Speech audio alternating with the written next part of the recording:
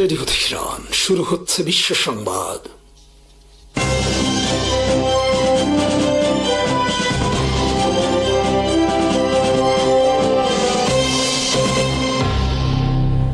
শুরুতেই সংবাদ শিরোনাম।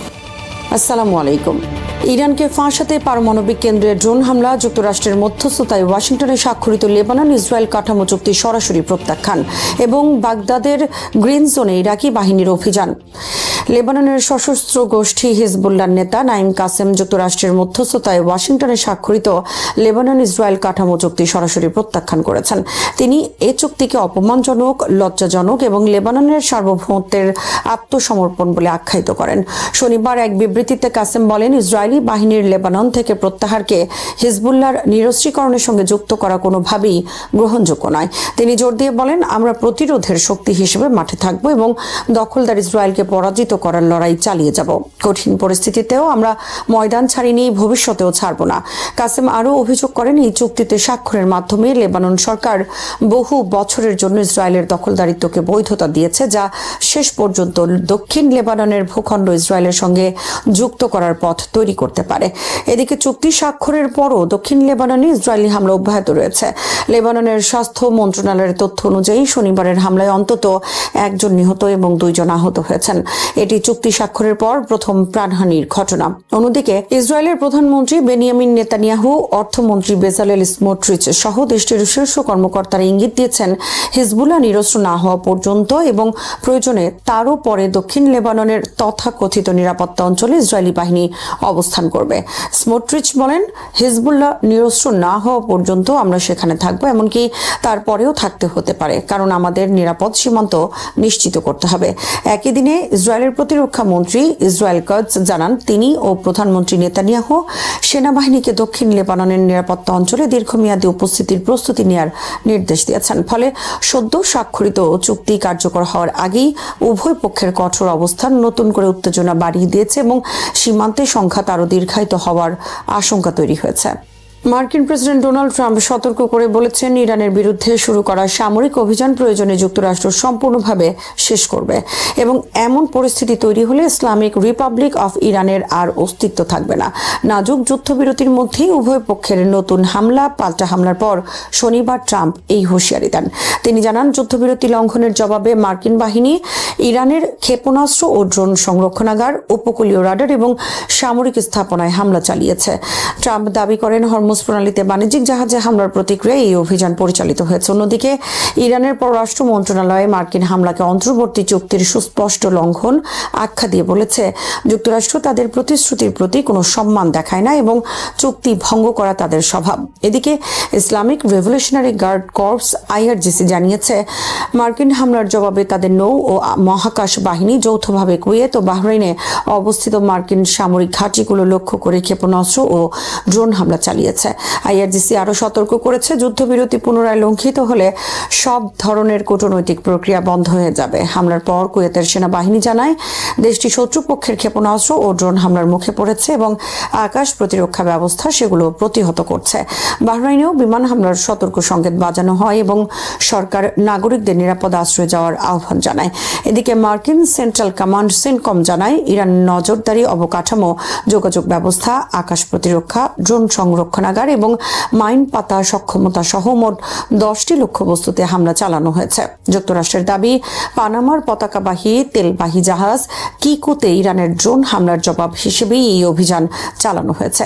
একই সঙ্গে মার্কিন ভাইস প্রেসিডেন্ট JD ভান্স ইরানকে যুদ্ধবিরতি নিয়ে মতবিরোধ থাকলে আলোচনায় ফেরার আহ্বান জানিয়ে সতর্ক করেন, সহিংসতার জবাব সহিংসতাই হবে। দক্ষিণ লেবানন থেকে ধাপে ধাপে সেনা প্রত্যাহারের প্রস্তুতি নিচ্ছে ইসরায়েলি সেনাবাহিনী।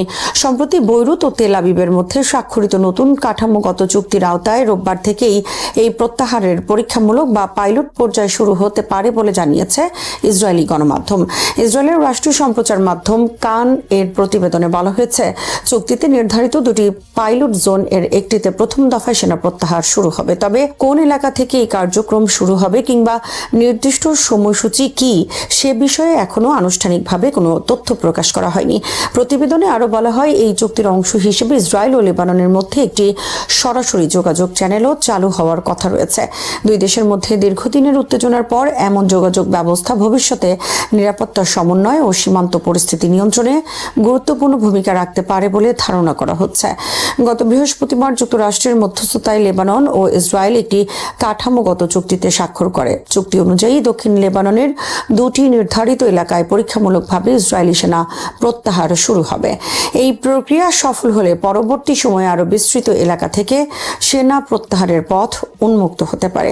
চুক্তিটি এমন এক সময় কার্যকর হতে যাচ্ছে যখন সীমান্তে দীর্ঘদিনের সংঘাত ও নিরাপত্তা উত্তেজনা প্রশমনের প্রচেষ্টা জোরদার হয়েছে। সংশ্লিষ্ট পক্ষগুলো আশা করছে ধাপে ধাপে সেনা প্রত্যাহার এবং সরাসরি যোগাযোগ ব্যবস্থা চালুর মাধ্যমে সীমান্তে স্থিতিশীলতা ফিরিয়ে আনা সম্ভব হবে। তবে চুক্তির বাস্তবায়ন কতটা সফল হবে তা নির্ভর করবে উভয় পক্ষের প্রতিশ্রুতি ও মাঠ পর্যায়ের পরিস্থিতির উপর। সংযুক্ত আরব আমিরাতের বারাকাহ পারমাণবিক বিদ্যুৎ কেন্দ্রের অভ্যন্তরীণ নিরাপত্তা বেষ্টনীর ঠিক বাইরে থাকা একটি বৈদ্যুতিক জেনারেটরে 2026 সালের 17 মে ড্রোন হামলার ঘটনা পারস্য উপসাগরকে সম্ভাব্য পরিবেশগত পারমাণবিক বিপর্যয়ের মুখে ঠেলে দেয়। ইরানের সামরিক সূত্রের দাবি, হামলাটি ইসরায়েলি বাহিনী পরিকল্পিতভাবে চালিয়েছে, যার উদ্দেশ্য ছিল সংযুক্ত আরব আমিরাতকে ইরানের বিরুদ্ধে আরও কঠোর অবস্থানে ঠেলে দেয়া। তাদের মতে, আমিরাতের একমাত্র পারমাণবিক বিদ্যুৎ কেন্দ্রকে লক্ষ্য করে এই হামলা এমন সময় চালানো হয়েছে যখন আঞ্চলিক উত্তেজনা দ্রুত বাড়ছিল এবং কেন্দ্রটির নিরাপত্তা বিঘ্নিত হলে পুরো উপসাগরীয় অঞ্চলে তেজস্ক্রিয় দূষণ ছড়িয়ে পড়ার আশঙ্কা ছিল। যদিও আমিরাতের কর্মকর্তারা ড্রোনের উৎস সম্পর্কে অস্পষ্ট বক্তব্য দিয়ে পরোক্ষভাবে ইরানের দিকে ইঙ্গিত করেছেন। ইরানি সূত্রের দাবি, প্রযুক্তিগত বিশ্লেষণ, সম্ভাব্য উড্ডয়ন পথ, হামলার জটিলতা এবং পারস্য উপসাগরে অতীতে যুক্তরাষ্ট্র ও ইসরায়েলের কথিত গোপন অভিযানের ধরন বিবেচনায় নিলে এর সঙ্গে ইসরায়েলের সম্পৃক্ততার ইঙ্গিতই বেশি স্পষ্ট হয়। ইরানের ভাষ্য অনুযায়ী এই হামলা ইসরায়েলের কৌশলগত স্বার্থ রক্ষা করেছে, কারণ এর মাধ্যমে ইরান ও উপসাগরীয় আরব দেশগুলোর মধ্যে অবিশ্বাস সৃষ্টি, আঞ্চলিক বিভাজন গভীর করা এবং ভবিষ্যতে আরও উত্তেজনা বৃদ্ধির ক্ষেত্র তৈরি করা সম্ভব। সৌদি আরব সীমান্তের কাছাকাছি আমিরাতের পশ্চিম উপকূলে অবস্থিত বারাকাহ পারমাণবিক বিদ্যুৎ কেন্দ্রে বিপুল পরিমাণ পারমাণবিক উপাদান সংরক্ষিত রয়েছে। ফলে কেন্দ্রটিতে সরাসরি আঘাত বা এর গুরুত্বপূর্ণ অবকাঠামো ক্ষতিগ্রস্ত হলে ভয়াবহ তেজস্ক্রিয়তা ছড়িয়ে পড়তে পারত, যার প্রভাব শুধু আমিরাতেই সীমাবদ্ধ থাকত না। ইরানের আসালুইয়ে থেকে বন্দর আব্বাস পর্যন্ত উপকূলীয় এলাকাও মারাত্মক ঝুঁকির মুখে পড়ত। ইরানি সূত্রের দাবি, এটি কেবল আমিরাতের উপর নয়, পুরো পারস্য উপসাগরীয় অঞ্চলের নিরাপত্তার উপর আঘাত। ইরাকের রাজধানী বাগদাদের কঠোর নিরাপত্তা বেষ্টিত গ্রিন জোনে দুর্নীতির অভিযোগে অভিযুক্ত কর্মকর্তাদের বিরুদ্ধে ব্যাপক অভিযান চালিয়েছে দেশটির নিরাপত্তা বাহিনী। রোববার ভোরে বিচারিক নির্দেশনার ভিত্তিতে পরিচালিত এই অভিযানে সামরিক ইউনিটের সহায়তায় নিরাপত্তা বাহিনী গ্রিন জোনে প্রবেশ করে এবং একাধিক রাজনৈতিক ব্যক্তিত্বের বাসভবন ও সংশ্লিষ্ট স্থাপনায় তল্লাশি চালায়। সামাজিক যোগাযোগ মাধ্যমে ছড়িয়ে পড়া ভিডিওতে দেখা যায় সশস্ত্র নিরাপত্তা সদস্য, ট্যাঙ্ক সহ সামরিক যান এবং বিপুল সংখ্যক বাহিনী পুরো এলাকা জুড়ে মোতায়েন রয়েছে। আরো কিছু ফুটেজে নিরাপত্তা বাহিনীকে আবাসিক ভবন ও ব্যক্তিগত বাড়িতে প্রবেশ করে অভিযান চালাতে দেখা গেছে। নিরাপত্তা সূত্র জানিয়েছে, দুর্নীতি সংক্রান্ত মামলায় অভিযুক্ত ব্যক্তিদের লক্ষ্য করেই এই অভিযান পরিচালিত হয়েছে। তবে আটক হওয়া ব্যক্তিদের পরিচয় কিংবা কতজন কর্মকর্তার বিরুদ্ধে অভিযান চালানো হয়েছে সে বিষয়ে কোনো আনুষ্ঠানিক তথ্য প্রকাশ করা হয়নি। স্থানীয় গণমাধ্যমের দাবি, সাম্প্রতিক বছরগুলোর মধ্যে এটি ইরাকের অন্যতম বৃহৎ দুর্নীতি বিরোধী অভিযান। তদন্তের আওতায় রয়েছেন সরকারের বেশ কয়েকজন জ্যেষ্ঠ কর্মকর্তা ও প্রভাবশালী রাজনৈতিক ব্যক্তি। গত মে মাসে দায়িত্ব গ্রহণের পর থেকেই প্রধানমন্ত্রী আলী আল জাইদি দুর্নীতির বিরুদ্ধে কঠোর অবস্থানের ঘোষণা দিয়ে আসছেন। তিনি সরকারি প্রতিষ্ঠানে জবাবদিহিতা নিশ্চিত করা, দুর্নীতির মামলাগুলো দ্রুত নিষ্পত্তি করা এবং রাষ্ট্রের বিভিন্ন সংস্থায় স্বচ্ছতা বাড়ানোর প্রতিশ্রুতি পুনর্ব্যক্ত করেছেন। বিশ্লেষকদের মতে, গ্রিন জোনে পরিচালিত এই অভিযান তার দুর্নীতি বিরোধী অঙ্গীকার বাস্তবায়নের একটি গুরুত্বপূর্ণ পদক্ষেপ। বাগদাদের কেন্দ্রস্থলে অবস্থিত গ্রিন জোন ইরাকের সবচেয়ে সুরক্ষিত এলাকা হিসেবে পরিচিত। এখানে প্রধান সরকারি দপ্তর, বিদেশি দূতাবাস, আন্তর্জাতিক সংস্থার কার্যালয় এবং দেশটির শীর্ষ রাজনৈতিক নেতাদের আবাসস্থল অবস্থিত। ফলে এই এলাকায় এত বড় পরিসরে নিরাপত্তা অভিযান পরিচালনা রাজনৈতিক ও প্রশাসনিক অঙ্গনে তাৎপর্যপূর্ণ ঘটনা হিসেবে বিবেচিত হচ্ছে। যুক্তরাষ্ট্রের রাজধানী ওয়াশিংটনে শুক্রবার ইসরায়েল ও লেবাননের মধ্যে স্বাক্ষরিত নতুন ফ্রেমওয়ার্ক চুক্তিকে মার্কিন পররাষ্ট্রমন্ত্রী মার্কো রুবিওর শুরু বলে অভিহিত করেছেন। চুক্তির স্বাক্ষর অনুষ্ঠানে তিনি বলেন, এখনো অনেক কাজ বাকি। আজকের দিনটি শুধু প্রথম পদক্ষেপ, আর প্রথম পদক্ষেপই সাধারণত সবচেয়ে কঠিন।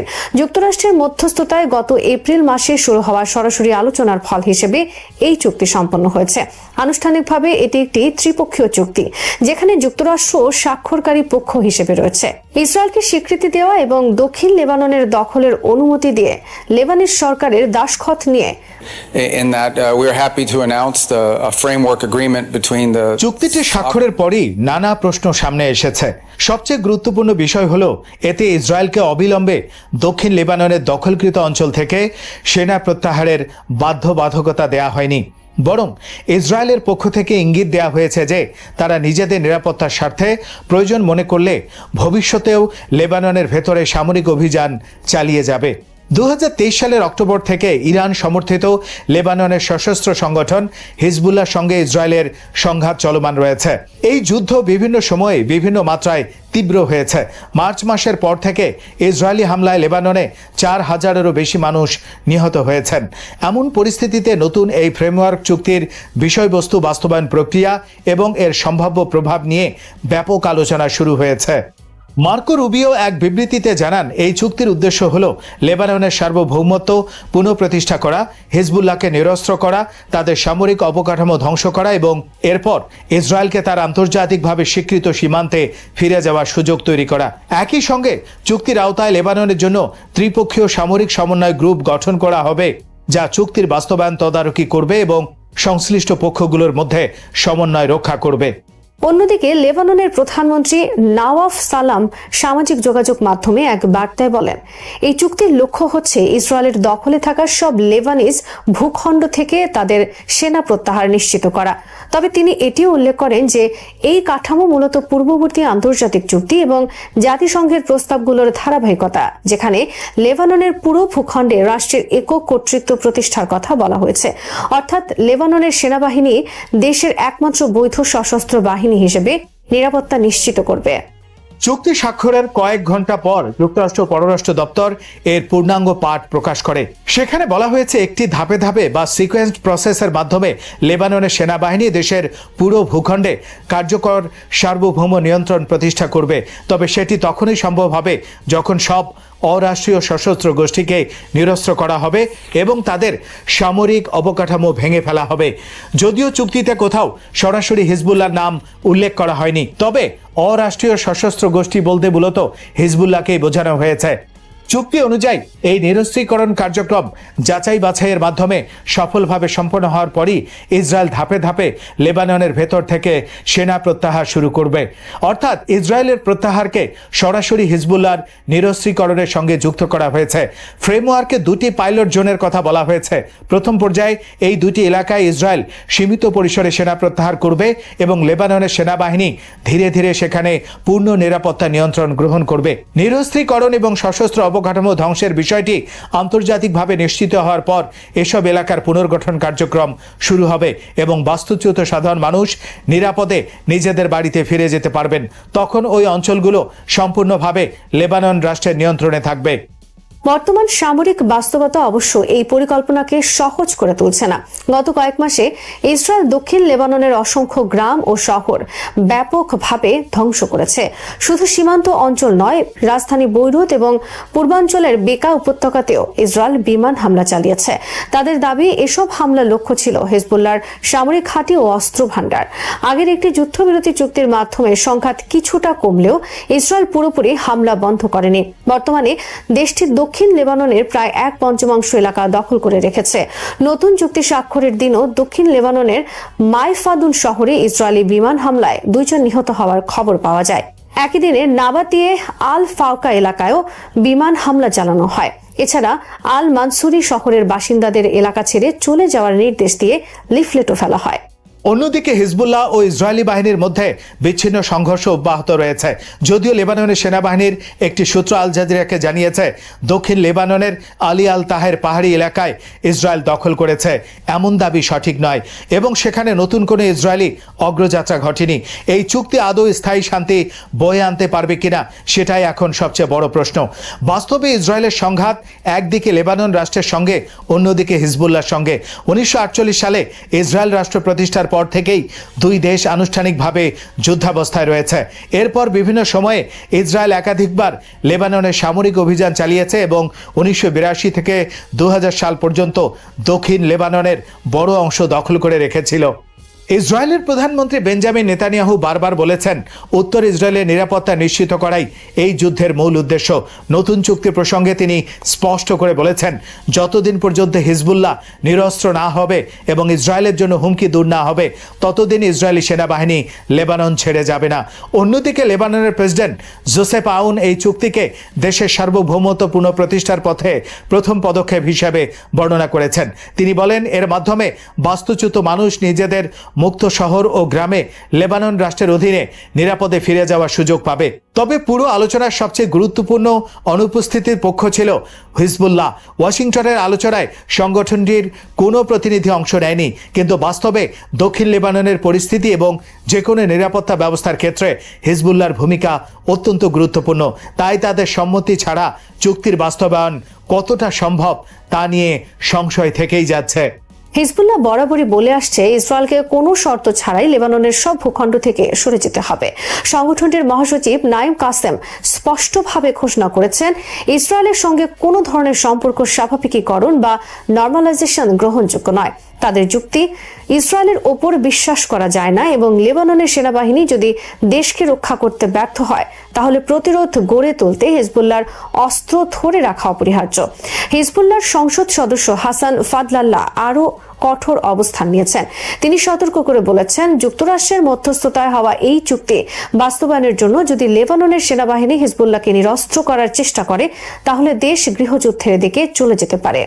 চুক্তির সবচেয়ে বিতর্কিত অংশ এখানেই, কারণ এতে স্পষ্টভাবে বলা হয়েছে, প্রথমে অরাষ্ট্রীয় সশস্ত্র গোষ্ঠীগুলোর নিরস্ত্রীকরণ সম্পন্ন হবে, তারপর ইসরায়েল ধাপে ধাপে সেনা প্রত্যাহার করবে। হিজবুল্লাহর দৃষ্টিতে এটি সম্পূর্ণভাবে অগ্রহণযোগ্য, কারণ তারা মনে করে ইসরায়েল সেনা প্রত্যাহারের আগেই অস্ত্র ছেড়ে দিলে লেবাননের নিরাপত্তা মারাত্মক ঝুঁকির মুখে পড়বে। চুক্তির পাঠে আরও একটি উল্লেখযোগ্য বিষয় রয়েছে। সেখানে বলা হয়েছে, ইসরায়েল ঘোষণা করেছে যে লেবাননের ভূখণ্ডের উপর তাদের কোনো আঞ্চলিক দাবি নেই। তবে একই সময় ইসরায়েলের বেশ কয়েকজন শীর্ষ নেতা এমন মন্তব্য করেছেন যা এই ঘোষণার সঙ্গে সাংঘর্ষিক বলে মনে করা হচ্ছে। বিশেষ করে দেশটির অর্থমন্ত্রী বেজালেল স্মোট্রিচ বলেছেন, হিজবুল্লাহ নিরস্ত্র না হওয়া পর্যন্ত ইসরায়েল লেবাননে থাকবে এবং তারপরও দীর্ঘমেয়াদে সেখানে অবস্থান করার বিষয়টি বিবেচনায় রাখা উচিত, যাতে ইসরায়েলের জন্য রক্ষাযোগ্য সীমান্ত নিশ্চিত করা যায়। সব মিলিয়ে ওয়াশিংটনে স্বাক্ষরিত এই ফ্রেমওয়ার্ক চুক্তি মধ্যপ্রাচ্যের চলমান সংঘাত নিরসনের পথে একটি গুরুত্বপূর্ণ কূটনৈতিক উদ্যোগ হলেও এর সফলতা নির্ভর করবে বাস্তবায়নের উপর। একদিকে ইসরায়েল হিজবুল্লাহর সম্পূর্ণ নিরস্ত্রীকরণকে সেনা প্রত্যাহারের পূর্ব শর্ত হিসেবে দেখছে, অন্যদিকে হিজবুল্লাহ কোনো অবস্থাতেই অস্ত্র সমর্পণ করবে না। লেবানন সরকার রাষ্ট্রের একক কর্তৃত্ব প্রতিষ্ঠার কথা বললেও দেশটির জটিল রাজনৈতিক ও সামরিক বাস্তবতা সেই লক্ষ্য অর্জনকে কঠিন করে তুলেছে। ফলে এই চুক্তি শান্তির নতুন অধ্যায়ের সূচনা করবে নাকি নতুন রাজনৈতিক সংকট ও সংঘাতের জন্ম দেবে, সেটাই এখন সময়ের সবচেয়ে বড় প্রশ্ন। প্রায় এক দশক ধরে মিয়ানমার বিষয়ে বাংলাদেশের নীতির কেন্দ্রীয় প্রশ্ন ছিল একটি, রাখাইন রাজ্য থেকে পালিয়ে আসা 10 লাখেরও বেশি রোহিঙ্গা শরণার্থীদের কিভাবে ব্যবস্থাপনা করা হবে। সেই প্রশ্নটি এখনো গুরুত্বপূর্ণ, তবে এটি আর সবচেয়ে গুরুত্বপূর্ণ প্রশ্ন নয়। বাংলাদেশের দক্ষিণ পূর্ব সীমান্তে এখন এক গভীর ও বড় ধরনের পরিবর্তন ঘটছে, যা পুরো পরিস্থিতির প্রকৃতি বদলে দিচ্ছে। একসময় মিয়ানমারের সেনাবাহিনীর বিরুদ্ধে লড়াই করা এক বিদ্রোহী গোষ্ঠী আরাকান আর্মি এখন রাখাইন রাজ্যের অধিকাংশ এলাকা এবং কার্যত বাংলাদেশের সঙ্গে পুরো সীমান্তই নিয়ন্ত্রণ করছে। বাস্তব অর্থে বাংলাদেশ এখন শুধু একটি শরণার্থীর সংকট মোকাবেলা করছে না, বরং সীমান্তের ওপারে একটি নতুন রাজনৈতিক বাস্তবতার মুখোমুখি হয়েছে। এই পরিবর্তনের প্রভাব রোহিঙ্গা ইস্যুর বাইরেও বিস্তৃত। এটি আঞ্চলিক নিরাপত্তা, সীমান্ত বাণিজ্য, বৃহৎ শক্তিগুলোর প্রতিযোগিতা এবং দক্ষিণ এশিয়ার ভূ রাজনৈতিক মানচিত্রের ভবিষ্যৎ পর্যন্ত প্রভাবিত করছে। বহু বছর ধরে ঢাকার কৌশল ছিল মিয়ানমার রাষ্ট্রকেন্দ্রিক কূটনীতির উপর ভিত্তি করে পরপর সরকারগুলো আন্তর্জাতিক সমর্থন আদায়ের চেষ্টা করেছে, যেন নেপিদো রোহিঙ্গা প্রত্যাবাসনের শর্ত তৈরি করে। এই নীতির পেছনে মৌলিক ধারণা ছিল সহজ: মিয়ানমারের কেন্দ্রীয় সরকারই রাখাইন রাজ্য নিয়ন্ত্রণ করে এবং তাই সমাধানের চাবিকাঠি তাদের হাতেই। কিন্তু বর্তমান বাস্তবতায় সেই ধারণা ক্রমেই অপ্রাসঙ্গিক হয়ে পড়ছে। 2021 সালের সামরিক অভ্যুত্থানের পর মিয়ানমার এমন এক অবস্থায় পৌঁছে গেছে যাকে অনেক বিশ্লেষক আধুনিক ইতিহাসের অন্যতম গভীর রাষ্ট্রীয় ভাঙন হিসেবে দেখছেন। দেশটির সামরিক জান্তা এখন আর দেশের বড় অংশের উপর কার্যকর নিয়ন্ত্রণ ধরে রাখতে পারছে না। এই পরিস্থিতিতে সবচেয়ে সফল প্রতিরোধ আন্দোলনগুলোর একটি হয়ে উঠেছে আরাকান আর্মি। তারা ধীরে ধীরে একটি তুলনামূলক ছোট জাতিগত সশস্ত্র গোষ্ঠী থেকে রূপান্তরিত হয়ে রাখাইন রাজ্যের বড় অংশের প্রধান সামরিক ও রাজনৈতিক শক্তিতে পরিণত হয়েছে। তারা এখন গুরুত্বপূর্ণ শহর, পরিবহন রুট, সীমান্ত বাণিজ্য পথ এবং অর্থনৈতিক করিডোর নিয়ন্ত্রণ করছে। অনেক জায়গায় তারা মিয়ানমার রাষ্ট্রের চেয়েও বেশি কার্যকর প্রশাসন পরিচালনা করছে। আন্তর্জাতিক সম্প্রদায় এটি পছন্দ করুক বা না করুক, আরাকান আর্মি এখন বাংলাদেশের সীমান্তবর্তী অঞ্চলের প্রধান কর্তৃপক্ষ হয়ে উঠেছে। এই পরিবর্তন বাংলাদেশের জন্য একটি জটিল কৌশলগত দ্বিধা তৈরি করেছে।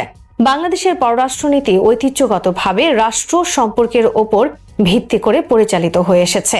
একটি অরাষ্ট্রীয় সশস্ত্র গোষ্ঠীর সঙ্গে সরাসরি যোগাযোগ করা রাজনৈতিক ও কূটনৈতিকভাবে সংবেদনশীল বিষয়, কিন্তু মাঠ পর্যায়ের বাস্তবতাকে অস্বীকার করাও আরও বড় ঝুঁকি তৈরি করেছে। সীমান্ত নিরাপত্তা এমন কর্তৃপক্ষের সঙ্গে আলোচনা করে নিশ্চিত করা সম্ভব নয় যারা আর সেই সীমান্ত নিয়ন্ত্রণই করে না। বাণিজ্য পরিচালনা করা কঠিন এমন প্রতিষ্ঠানের মাধ্যমে যাদের নিজস্ব ভূখণ্ডগত নিয়ন্ত্রণ নেই। সবচেয়ে গুরুত্বপূর্ণ বিষয় হলো রোহিঙ্গা প্রত্যাবাসন নিয়ে যে কোনো আলোচনা ক্রমেই অর্থহীন হয়ে পড়ছে যদি না সেই অঞ্চলের বর্তমান নিয়ন্ত্রক শক্তিগুলোকে অন্তর্ভুক্ত করা হয়, যেখানে শরণার্থীরা ফিরে যেতে পারে। কঠিন বাস্তবতা হলো রাখাইন রাজ্যের ভবিষ্যৎ এখন নেপিদোর চেয়ে বেশি নির্ধারিত হচ্ছে সেই অঞ্চলগুলোতে যেগুলো আরাকান আর্মির নিয়ন্ত্রণে রয়েছে। এই পরিবর্তন বাংলাদেশের সামনে থাকা চ্যালেঞ্জের প্রকৃতি বদলে দিয়েছে। রোহিঙ্গা সংকট মূলত ছিল মানবিক সমস্যা, কিন্তু সীমান্তের বর্তমান উদীয়মান বাস্তবতা একটি ভূ রাজনৈতিক সংকটে রূপ নিয়েছে। সীমান্তবর্তী এলাকায় ক্রস বর্ডার অপরাধ, অপহরণ, চোরাচালান, অস্ত্র পাচার এবং ক্রমবর্ধমান নিরাপত্তাহীনতার খবর প্রমাণ করছে যে বাংলাদেশের উদ্বেগ এখন শুধু কক্সবাজারের শরণার্থী শিবিরে সীমাবদ্ধ নেই। সীমান্ত এখন একটি জটিল নিরাপত্তা অঞ্চলে পরিণত হচ্ছে, যেখানে একাধিক সশস্ত্র শক্তি, প্রতিদ্বন্দ্বী রাজনৈতিক কর্তৃপক্ষ এবং আন্তঃদেশীয় অপরাধ চক্র সক্রিয়। একই সঙ্গে অর্থনৈতিক সম্ভাবনাও ধীরে ধীরে তৈরি হচ্ছে। ঐতিহাসিকভাবে রাখাইন অঞ্চল দক্ষিণ এশিয়া এবং দক্ষিণ পূর্ব এশিয়ার মধ্যে একটি সংযোগস্থল হিসেবে কাজ করত। ভবিষ্যতে যদি স্থিতিশীলতা ফিরে আসে, তাহলে বাংলাদেশ, চট্টগ্রাম ও কক্সবাজার থেকে পশ্চিম মিয়ানমার হয়ে আরও বিস্তৃত আঞ্চলিক বাণিজ্য পথের বড় সুবিধাভোগী হতে পারে। কিন্তু সেই সম্ভাবনা বাস্তবায়ন করতে হলে মাঠের বাস্তব নিয়ন্ত্রক শক্তিগুলোর সঙ্গে একটি সুসংগঠিত কৌশল প্রয়োজন হবে। এই ধরনের পরিস্থিতি বিশ্বের নতুন নয়। বিভিন্ন সময়ে রাষ্ট্রগুলোকে এমন বাস্তবতার মুখোমুখি হতে হয়েছে যেখানে অরাষ্ট্রীয় গোষ্ঠীগুলো কার্যত শাসন ক্ষমতা অর্জন করেছে। ইরাকি কুর্দিস্তান, সোমালিল্যান্ড এবং অন্যান্য কিছু বিতর্কিত অঞ্চলে দেখা গেছে নীতি নির্ধারকরা শেষ পর্যন্ত বুঝতে বাধ্য হয়েছেন যে বাস্তবতাকে অস্বীকার করলে তা বিলুপ্ত হয় না। বাংলাদেশও এখন সেই ধরনের একটি মুহূর্তের মুখোমুখি। আন্তর্জাতিক কূটনৈতিক কাঠামোর অনেক অংশ এখনো 2017 সালের ধারণার মধ্যে আটকে আছে। বিভিন্ন আন্তর্জাতিক সম্মেলন এখনো মূলত রোহিঙ্গা শরণার্থী ব্যবস্থাপনা এবং প্রত্যাবাসন নিয়ে আলোচনা করছে। এই বিষয়গুলো অবশ্যই গুরুত্বপূর্ণ, কিন্তু এগুলো মিয়ানমারের অভ্যন্তরে দ্রুত পরিবর্তনশীল রাজনৈতিক বাস্তবতার সঙ্গে আর পুরোপুরি সামঞ্জস্যপূর্ণ নয়। এখন মূল প্রশ্ন শুধু রোহিঙ্গারা ফিরবে কিনা তা নয়, বরং তারা কোথায় ফিরে যাবে, সেই ভূখণ্ডে কে শাসন করবে, তাদের নিরাপত্তা কে নিশ্চিত করবে এবং কোনো চুক্তি হলে তা বাস্তবায়ন করবে কে। এই প্রশ্নগুলোর উত্তর কেবল দুর্বল হয়ে পড়া সামরিক জান্তার সঙ্গে আলোচনা করে পাওয়া সম্ভব নয়, কারণ তারা এখন প্রাসঙ্গিক এলাকার খুব অল্প অংশই নিয়ন্ত্রণ করে।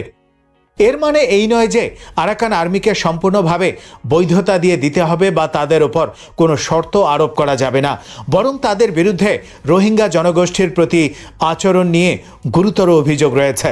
ভবিষ্যতে যে কোনো সম্পৃক্ততায় অবশ্যই সংখ্যালঘু অধিকার, নাগরিকত্ব, নিরাপত্তা নিশ্চয়তা এবং জবাবদিহিতার বিষয়গুলো স্পষ্টভাবে অন্তর্ভুক্ত করতে হবে। তবে রাজনৈতিকভাবে অস্বস্তিকর বলেই বাস্তবতাকে উপেক্ষা করা যাবে না।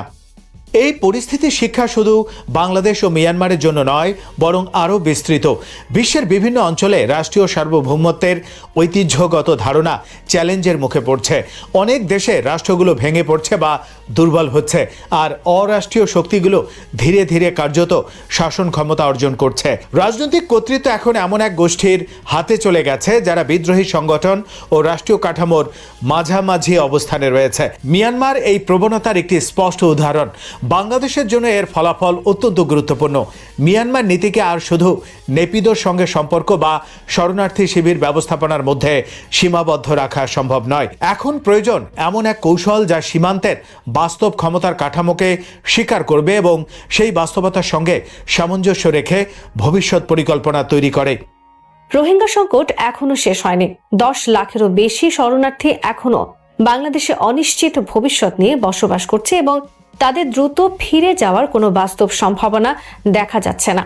কিন্তু মিয়ানমার বিষয়ে বাংলাদেশের চ্যালেঞ্জ এখন আর শুধু রোহিঙ্গা ইস্যু নয়, এটি একটি নতুন রাজনৈতিক ব্যবস্থার সঙ্গে মানিয়ে নেওয়ার প্রশ্ন, যেখানে সীমান্তের ওপারে ক্ষমতার প্রকৃতি বদলে গেছে। মানচিত্র হয়তো একই আছে, কিন্তু বাস্তব ক্ষমতার বিন্যাস সম্পূর্ণভাবে পরিবর্তিত হয়েছে। আর সেই পরিবর্তনের সঙ্গে খাপ খাওয়ানোই এখন সবচেয়ে বড় কূটনৈতিক ও নিরাপত্তাগত চ্যালেঞ্জ। শ্রোতা বন্ধুরা, বিশ্ব সংবাদে এই ছিল আমাদের সর্বশেষ আয়োজন। সঙ্গে থাকার জন্য আপনাদের সবাইকে অসংখ্য ধন্যবাদ।